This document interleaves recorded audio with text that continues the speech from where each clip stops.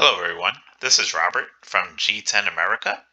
Today I'm going to go ahead and show you how to update the firmware on your Model 5 or Model 6 G10 LTE 5G router.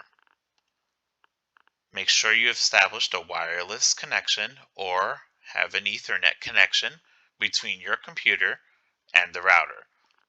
Updating firmware is definitely recommended to be done over a computer, laptop, or tablet.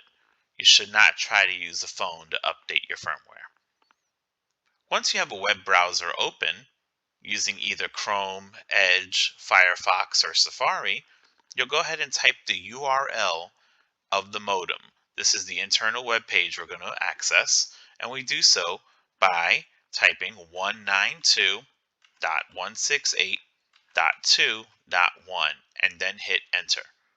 You'll be prompted for a username and password. They are both admin, ADMIN, all lowercase. Once you've entered your username and password, click on sign in, and you're now logged in to the GUI of the modem, the graphical user interface. To update the firmware is pretty easy. All you have to do is click on the firmware identification number at the top of the page, and it will take you to the page to update your firmware. Then you'll download your firmware, and you can download the firmware right from our site by visiting infiniteic.com. And I could show you where real quick, infiniteic.com. And then you'll click on the support tab and go to technical support.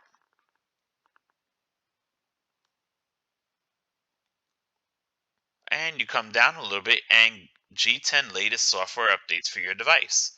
So we have a Model 6 here.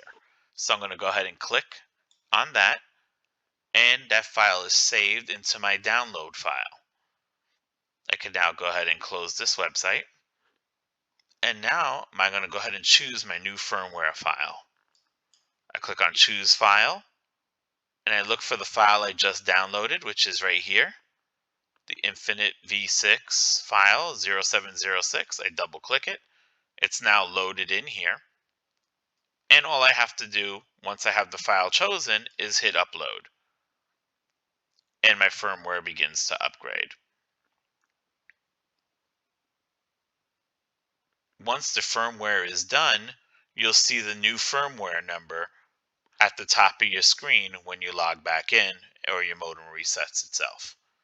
I do recommend when doing a firmware update, if you're coming from an older firmware, to factory reset the modem afterwards so it can clear out any of the old or previous settings that might be embedded in the device.